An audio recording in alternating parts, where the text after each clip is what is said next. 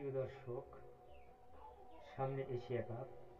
তো আমাদের এশিয়ার সুপার পাওয়ার ক্রিকেট পরাশক্তি দুটো দেশ, ভারত এবং পাকিস্তান, তারা আবারও এশিয়া কাপের মতো বড় মঞ্চে এশিয়ার শ্রেষ্ঠত্বর লড়াই মাঠে নামছে। তাদের দুদেশের ক্রিকেট অনুরাগী ভক্ত শুধু দুই দেশে সীমাবদ্ধ না, এটা আঞ্চলিক পরিমণ্ডলের বাহিরে অর্থাৎ সারা বিশ্বে এদের অনেক ক্রিকেট ভক্ত সমর্থক রয়েছে, যারা ভারত পাকিস্তানের ম্যাচ দেখার জন্য উন্মুখ হয়ে থাকে। এই ভারত পাকিস্তানের ম্যাচ আমরা শুধু আইসিসি ইভেন্টেই দেখতে পাই, কিন্তু দ্বিপাক্ষিক সিরিজে দেখা যায় না। এর মূল কারণ হচ্ছে তাদের রাজনৈতিক অস্থিরতা, রাজনৈতিক বৈরিতার কারণে তাদের মধ্যে ক্রিকেট সিরিজ, ক্রিকেট টুর্নামেন্ট হয় না। তো আমরা নিশ্চিতভাবে বলতেও পারি না এটা পাকিস্তানের রাজনৈতিক কারণে তাদের ক্রিকেট সিরিজ হয় না, না ইন্ডিয়া, এটা তারাই ভালো বলতে পারে। এই বিষয়ে আমি মন্তব্য চাই না। তো মেন বিষয় হচ্ছে, কেন আমরা রাজনৈতিক খবরে ক্রিকেটটাকে জড়িয়ে রাখবো?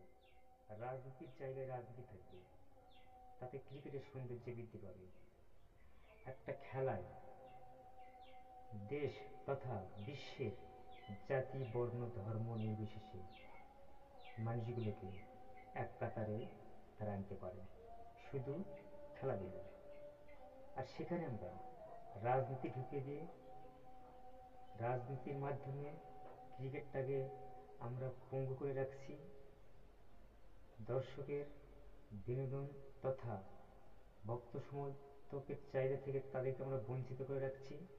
এটা আমরা ক্রিকেট প্রেমী হিসেবে মোটেও দেখতে চাই না। আমরা দেখতে চাই পূর্বের মতো ভারত পাকিস্তান আইসিসির ইভেন্টের পাশাপাশি তারা তাদের দ্বিপাক্ষিক সিরিজ খেলবে। তো তাদের দেশের অনেক লিজেন্ডারি ক্রিকেটার রয়েছে। বাবর আজম, সে অনেক মুসলমানের একজন প্লেয়ার, তার ভক্ত সমর্থক সারা দেশে, সারা ওয়ার্ল্ডে অনেক। ইন্ডিয়ার তাদেরও প্লেয়ারদের ভক্ত সমর্থকের কাছে চাহিদা অনেক।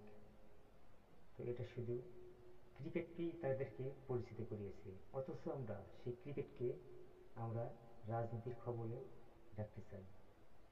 তো আমি দর্শক হিসেবে বলবো, বরাবরের মতো এবারও যেন ভারত পাকিস্তানের এশিয়া কাপটা হয়, আর এই কাপের পাশাপাশি তাদের দ্বিপাক্ষিক সিরিজগুলো যেন চালু হয়, এটা আমরা দর্শক হিসেবে দেখতে চাই। এ পর্যন্তই দর্শক, আমার চ্যানেলে লাইক শেয়ার দিয়ে পাশে থাকবেন এবং আপনাদের গুরুত্বপূর্ণ মতামত কমেন্ট বক্সে জানাবেন। তো দেখা হবে অন্য ভিডিওতে, সে অবধি ভালো থাকবেন। Tata, bye bye.